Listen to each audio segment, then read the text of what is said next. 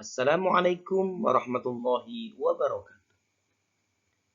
Alhamdulillah, wassalatu wassalamu ala Rasulillah wa ala alihi wa sahbihi wa man walah amma ba'du.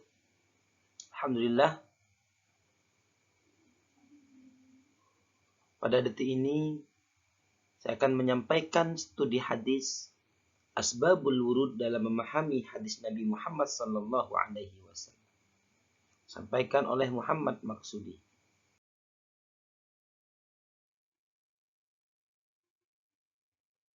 Asbabul Wurud yang mana makalah ini disampaikan untuk memenuhi tugas kelompok 3 Universitas Islam Negeri Sultan Muhammad Idris Samarinda, UINS. Makalah Asbabul Wurud dalam memahami hadis Nabi Muhammad sallallahu alaihi wasallam yang mana isinya 1. Pendahuluan. Isinya A. Latar belakang masalah, rumusan masalah, C. Tujuan masalah. Bab 2. Pengertian Asbabul Wurud, macam-macam Asbabul Wurud dan fungsi Asbabul Wurud, pembagian Asbabul Wurud, urgensi Asbabul Wurud, F. Sumber informasi Asbabul Wurud.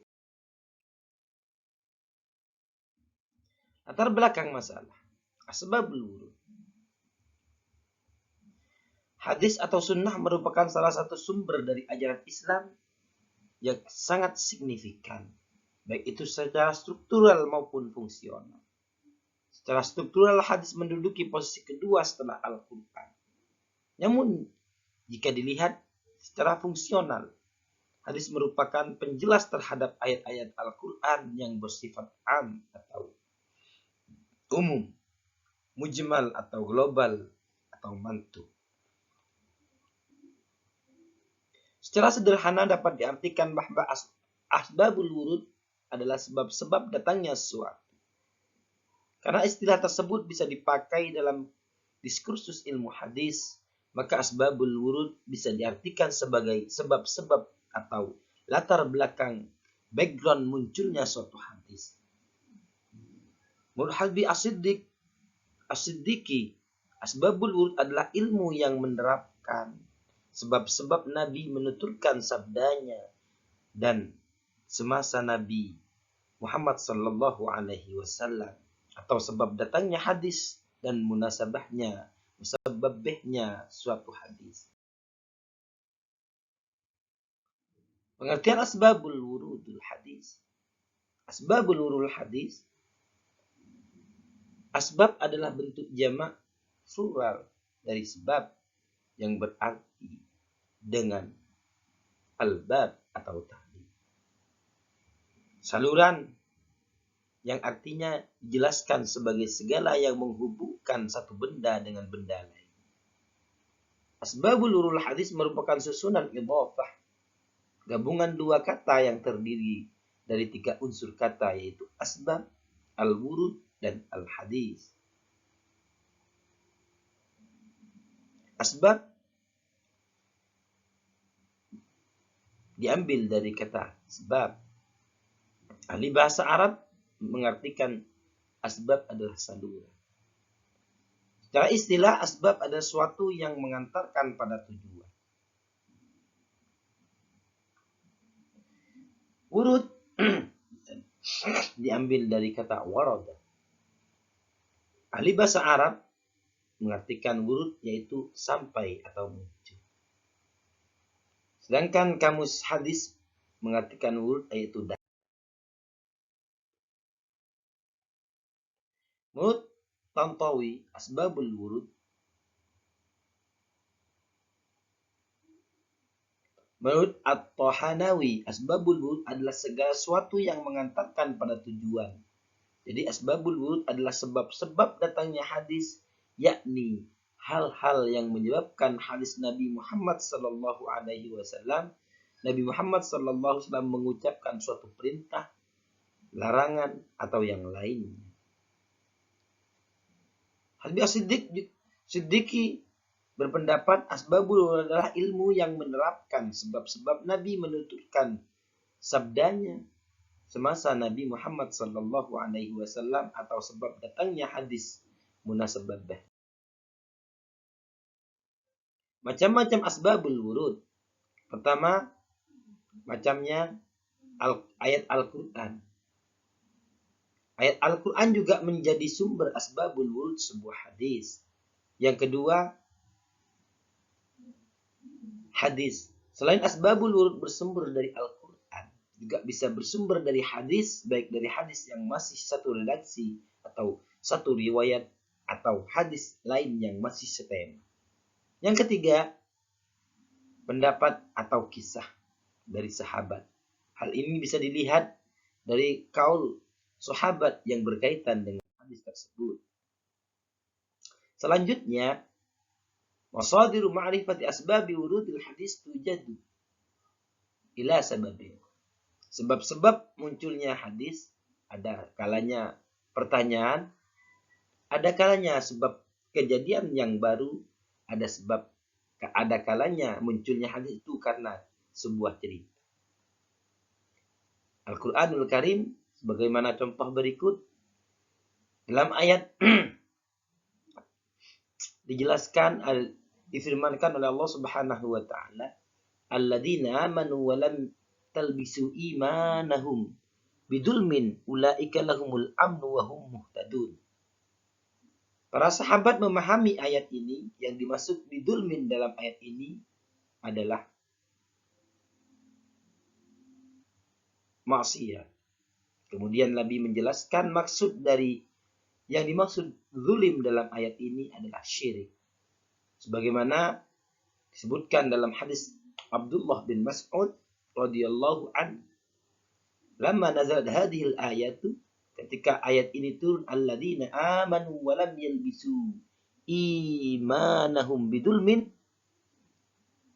maka Nabi menjelaskan sungguhnya yang dimaksud dengan dulmin di sini yaitu sesuai dengan ayat inna syirka la zulmun azim yang ada di surat Luqman ayat 13. Yaitu yang dimaksud syirik itu zulim. Bagaimana wasiat atau pesannya Luqman kepada anaknya. Yang kedua, sebab adanya hadis yaitu hadis. Sebagaimana wadzalika ka'anna yaqulu Nabi alaihi salatu wassalam hadisan wa yashkalu ala sahabati. Kemudian Nabi menjelaskan dengan hadis lain. Atau wurudul sebab li amrin muta'alliqin, adanya sebab itu karena ada sebab yang berkaitan dengan pendengar daripada sahabat Nabi yang mulia. Seperti contoh laki-laki yang bernazar untuk sholat di Baitul Maqdis.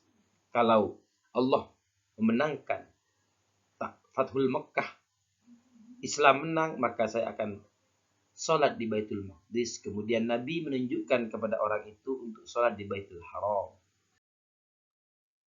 Contoh kedua dari asbabul wurud tadi, yaitu hadis yang diriwayatkan oleh Al-Hakim dalam Mustadraknya bahwa malaikat yang ada di bumi akan berbicara dengan bahasa manusia. Inna lillahi malaikatan tantiqu ala alsinati bani Adam bima fil mar'i minal khairi wasyarri. Sungguhnya Allah Subhanahu wa taala memiliki malaikat yang berbicara dengan bahasa manusia atas hal yang baik dan yang buruk. Maka dari itu yang dimaksud berbicara dengan bahasa manusia adalah bahasa wajabat yang diucapkan Rasulullah untuk mendoakan dua jenazah yang berbeda tersebut. Dapat ditangkap oleh malaikat walau hanya dengan diucapkan sepotong-sepotong. Selanjutnya contoh yang ketiga, itu hadis yang menunjukkan tentang keutamaan melakukan sholat di Masjidil Haram Mekah. Salatun fi masjid fi hadal masjid afdalu min 100,000 salatin fi ma siwahu minal masjid. Melakukan sholat di masjid ini lebih utama daripada 100,000 sholat yang dilakukan di masjid yang lain. Munculnya hadis ini bukan dari ruang kosong. Suatu ketika seorang sahabat bernama As-Sarid datang kepada Nabi Muhammad sallallahu alaihi wasallam dan menceritakan nazarnya jika Fathul Mekkah terjadi, ia akan melakukan sholat di Baitul Maqdis. Kemudian Nabi mencegahnya dengan mengatakan bahwa sholat di masjid ini, Masjidil Haram, lebih pantas dan lebih layak. Rasul kemudian mengucapkan hadis di atas. Sholatun fi hadal masjidi.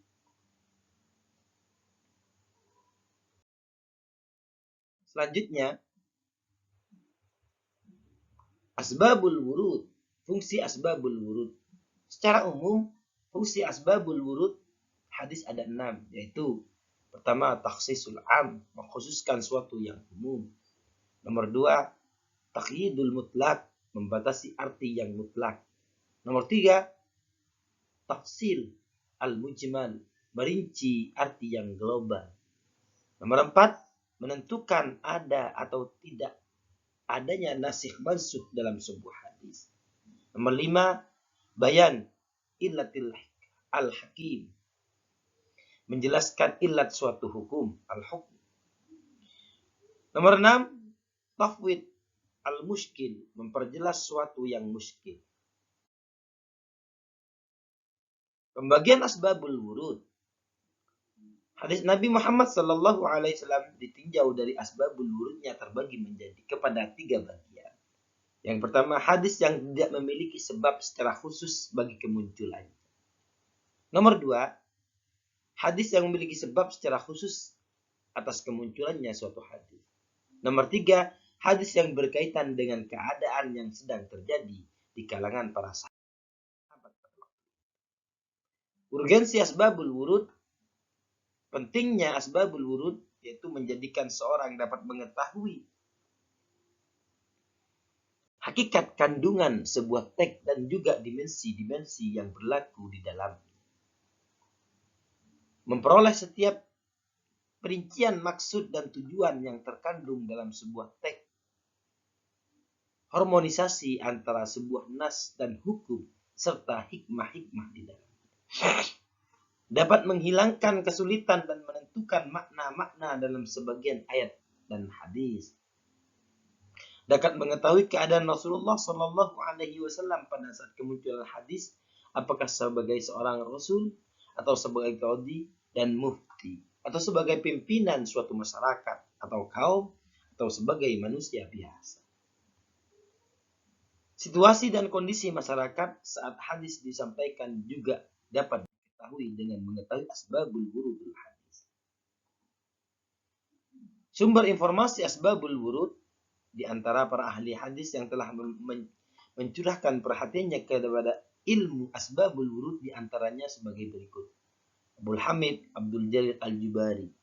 Beliau menyusun kitab yang berjudul Asbabul Wurud Hadis dan kitab ini tidak sampai kepada kita. Jalaluddin Ar-Rahman Abdul Rahman As-Suyuti, wafat 911 Hijriyah. Beliau menyusun kitab yang berjudul Al-Lumna fi Asbabul Wurudul Hadis, proses lahirnya sebuah hadis. Kitab tersebut sudah dialih bahasakan oleh Yahya Ismail Ahmad. Abu Hafs Umar bin Muhammad bin Raja Al-Uqbari, wafat 339 Hijriyah. Namun sayang kitab tersebut tidak dapat sampai kepada tangan kita. Beliau adalah guru dari Abu Ya'la Muhammad bin Husain Al-Farra, wafat 458 Hijriyah. Beliau seorang tokoh fikih madhab Hambali.